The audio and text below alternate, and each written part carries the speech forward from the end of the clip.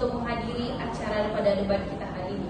Saya Tasya Aulia sebagai MC yang akan mengarahkan jalannya acara ini dari acara ini dimulai hingga acara ini berakhir. Saya tidak sendiri, saya bersama rekan saya Irma Laura Elizabeth Utauruk sebagai tim kiper. Adapun sistematika acara debat ini yaitu perkenalan dan penyampaian mosi yang dilakukan oleh pembicara pertama selama 3 menit. Pembicara kedua menyampaikan argumentasi tentang mosi selama 5 menit. Dan pembicara ketiga membuat dan membacakan hasil kesimpulan tim debat. Penyampaian interupsi dilakukan sebanyak 3 kali dan disampaikan dalam waktu 15 detik saja. Apabila interupsi ditolak sebanyak 3 kali, maka interupsi yang keempat harus diterima. Interupsi yang ditolak boleh disampaikan kembali setelah 10 detik kemudian. Baik, sekarang mari kita mulai acara debat kita ini yang diawali oleh tim pertama, tim pemerintah, dan tim yang kedua, tim oposisi. Baik, terima kasih kepada moderator.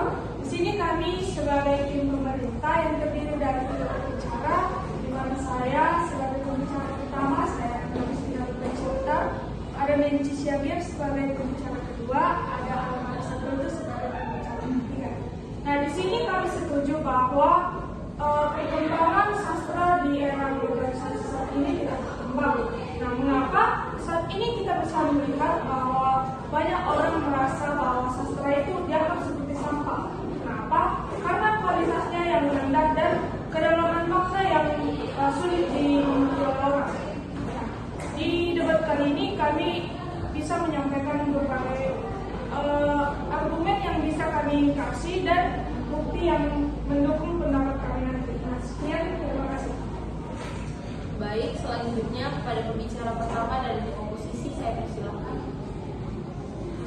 Baik, terima kasih kepada moderator dan selamat pagi kepada kita semua para hadirin. Saya dari tim oposisi akan memperkenalkan rekan-rekan sepemikiran saya. Saya Timo Yuni sebagai pembicara 1 dan rekan saya Desa Ronawi sebagai pembicara 2 dan Putriana sebagai pembicara 3. Mosi kita hari ini yaitu sastra di era sekarang sama sekali tidak berkembang. Kami dari tim oposisi menolak dengan tegas mosi tersebut. Jadi kami menolak mosi tersebut dengan beberapa argumen dan alasan yang nantinya akan kami sampaikan. Mengapa kami tidak setuju dengan mosi kita pada hari ini? Karena seperti yang kita lihat, sastra pada zaman sekarang itu sudah mulai berkembang. Sastra di era sekarang dengan yang dulu itu sudah berbeda. Dapat kita lihat sebagai contohnya itu syair, puisi maupun cerpen. Itu dulu. Jadi kalau sekarang sastra itu berubah bentuknya, bisa kita baca ataupun bisa kita baca melalui digital. Seperti beberapa e-book itu juga sudah sering kita gunakan, pastinya untuk keperluan kuliah maupun yang lainnya. Kita sudah tidak terlalu membutuhkan buku lagi, karena sudah ada yang digital, sudah ada e-book. Mungkin itu saja penyampaian dari saya. Saya kembalikan kepada moderator. Baik, terima kasih. Selanjutnya saya persilahkan pembicara kedua dari tim pemerintah. Baik, terima kasih. Di sini saya akan memberikan beberapa alasan mengapa kami menyetujui jika sastra itu tidak berkembang di era sekarang. Yang pertama itu karena sastra itu kurang diminati di generasi sekarang itu, yang dimana kita tahu generasi sekarang itu lebih banyak menggunakan gadget daripada membaca buku. Kalaupun seperti yang saudara katakan tadi bahwa generasi sekarang bisa menggunakan e-book atau jurnal-jurnal yang sudah ada, kenyataannya pada generasi sekarang tidak ada yang membuka itu jika tidak ada dukungan dari perkuliahan ataupun kebijakan yang memang diharuskan untuk membuka e-book ataupun jurnal. Jadi memang jika dilihat dari realitas yang ada, bahwa generasi sekarang masih kurang minat dalam sastra. Yang kedua itu banyaknya generasi kita yang menciptakan karya tanpa memikirkan cara penulisan yang baik dan benar. Yang seperti kita tahu bahwa sastra itu harus menggunakan KBBI yang benar ataupun menggunakan estetika kebahasaan yang baik dan nyaman serta lebih jelas ataupun sederhana, sehingga para pembaca lebih mudah memahami ataupun lebih mudah mengerti apa yang ingin disampaikan dari karya tersebut.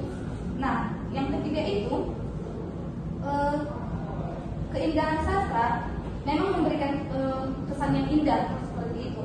Namun ada kalanya keindahan yang digunakan dapat membingungkan para pembaca karena para penulis lebih cenderung memikirkan bagaimana karya sastra mereka terlihat lebih indah tanpa memikirkan bagaimana pembaca dapat memahami karya sastra tersebut. Nah, karena itu bahasa itu instruksi. Siap, silakan. Baik, terima kasih kepada tim lawan. Tadi tim lawan mengatakan bahwa karya sastra sekarang itu sudah jarang menggunakan KBBI. Kami kurang setuju dengan argumen Anda. Mengapa? Karena pada karya sastra di era sekarang itu bukan hanya menggunakan bahasa. Baik, terima kasih. Saya akan melanjutkan argumen saya.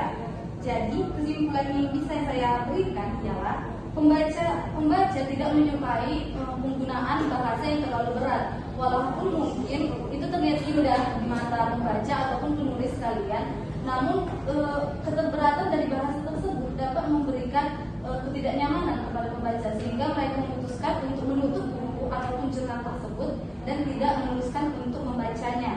Nah, jika seperti yang dikatakan tadi juga bahwa sastra berkembang, sekalipun berkembang, namun tidak diminati oleh generasi sekarang. Jadi perkembangan sastra itu terjadi hanya karena generasi-generasi terdahulu masih memberikan karya-karya sastra mereka sampai sekarang. Padahal generasi sekarang juga masih bisa memberikannya. Namun, ya silakan kepada saudari. Baik, saya mengalami simpulkan ini. Karena menurut saya, bahasa dalam sastra memiliki kekuatan untuk menjadi jembatan lintas budaya. Nah, dalam pelestarian kearifan lokal, bahasa sastra seringkali merekam tradisi, adat, dan nilai-nilai budaya yang Lanjut. Terima kasih. Saya akan melanjutkan argumen saya yang dimana sastra itu berkembang namun masih belum banyak peminatnya. Nah, jika kita melihat dari realitas yang ada sekarang, sastra-sastra sekarang memang menggunakan banyak sekali kata-kata yang cukup indah yang mempresentasikan bagaimana keindahan dari buku mereka. Namun, tetap saja itu tidak termasuk dalam pemberian makna yang berlebih. Contohnya, seperti yang kita tahu bahwa sastra itu merupakan hakikat dari sastra itu citra kehidupan ataupun gambaran kehidupan. Namun banyak sekali sastra-sastra karya sastra sekarang itu tidak menggunakan citra kehidupan, malahan mereka hanya menggunakan imajinasi belaka yang tidak relevan dengan kehidupan yang sekarang. Padahal karya sastra itu juga memerlukan relevan sehingga para pembaca tidak terfokus hanya pada halusinasi yang diberikan kepada para pembaca dan penulis, namun juga memberikan realitas sehingga cara berpikir generasi sekarang itu lebih baik lagi, tidak ada halusinasi ataupun memikirkan bahwa hal yang telah dibaca itu bisa menjadi realitas. Sekian dari saya, terima kasih. Selanjutnya kepada pembicara kedua dari tim oposisi, saya persilahkan. baik. Menurut saya, keindahan bahasa tetap menjadi ciri utama. Meskipun dengan pendekatan yang lebih eksperimental, penulis modern seringkali memanfaatkan simbolisme dan struktur narasi yang unik untuk menghadirkan pesan yang kompleks dan mengikat emosional. Nah, misalnya dalam novel kontemporer, bahasa digunakan tidak hanya untuk menggambarkan peristiwa, tetapi juga untuk mengeksplorasi emosi dan psikologi tokoh. Nah, hal ini membuat pembaca tidak hanya memahami cerita, tetapi juga merasakan kedalaman maknanya. Nah, keindahan bahasa dalam sastra menjadi salah satu elemen esensial yang membuat karya sastra bertahan dan terus dicintai hingga saat ini. Nah, dalam karya klasik, penggunaan gaya bahasa seperti metafora, personifikasi, dan rima menciptakan harmoni estetika yang tidak hanya memanjakan pembaca, tetapi juga menanamkan pesan moral secara mendalam. Nah, misalnya, pantun dan syair tradisional seringkali menggunakan permainan kata yang indah untuk menyampaikan nasihat atau ajaran hidup. Nah, dengan membacanya, generasi muda dapat budaya atau budaya tradisional tidak hanya mengajarkan moral, tetapi juga membawa pembaca menjelajahi cara pandang masyarakat di masa lalu yang masih relevan untuk menghadapi tantangan zaman. Nah, kemudian keindahan bahasa dalam sastra menjadi karya-karya ini sebagai medium pembelajaran dan hiburan yang tak lekang oleh waktu. Nah, sastra bukan hanya sekedar teks, melainkan pengalaman emosional yang dapat menghubungkan pembaca dengan nilai-nilai universal dan lokal sekaligus menjadikannya relevan di setiap acara. Baik, sekian dari saya.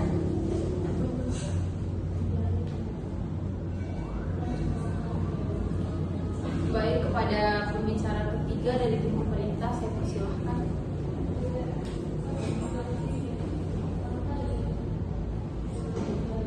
Baik, kesimpulan dari tim Pro tentang pernyataan sastra di era sekarang sama sekali tidak berkembang.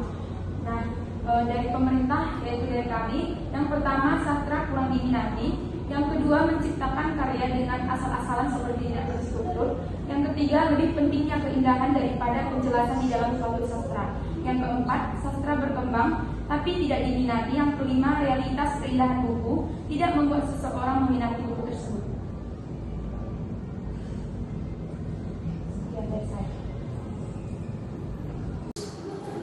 Baik, pembicara ketiga dari tim oposisi saya persilahkan. Baik, kesimpulan kami sebagai tim kontra berbeda dengan tim pro. Menurut kami, inti dari sastra yang abadi itu terletak pada keindahan bahasanya, karya fasih dengan metafora dan personifikasinya. Gak cuma enak dibaca, tapi juga menyentuh dan menyampaikan pesan moral yang kuat. Nah, sastra modern mungkin beda pendekatannya, lebih ke eksperimental, tapi keindahannya bahasanya tetap jadi kunci. Simbolisme dan struktur cerita yang unik membuat gak cuma mengerti ceritanya, tapi juga merasakan emosi dan kedalamannya. Bahasa sastra itu juga jembatan antara budaya, menjaga tradisi, dan nilai leluhur kita. Jadi bagi kami, sastra itu lebih dari sekedar tulisan.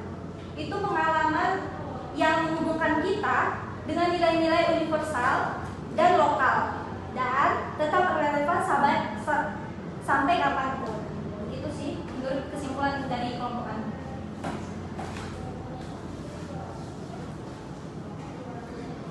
Terima kasih kepada kedua tim atas partisipasinya dalam debat hari ini. Kami mengapresiasi upaya kedua tim dalam menyampaikan argumen yang kuat dan menarik. Semoga diskusi ini memberikan wawasan baru bagi kita semua. Demikian berakhirlah debat kita pada hari ini. Kami mengucapkan terima kasih kepada dua tim dan para audiens yang telah mendukung kelancaran acara ini. Sampai jumpa di kesempatan berikutnya. Selamat siang.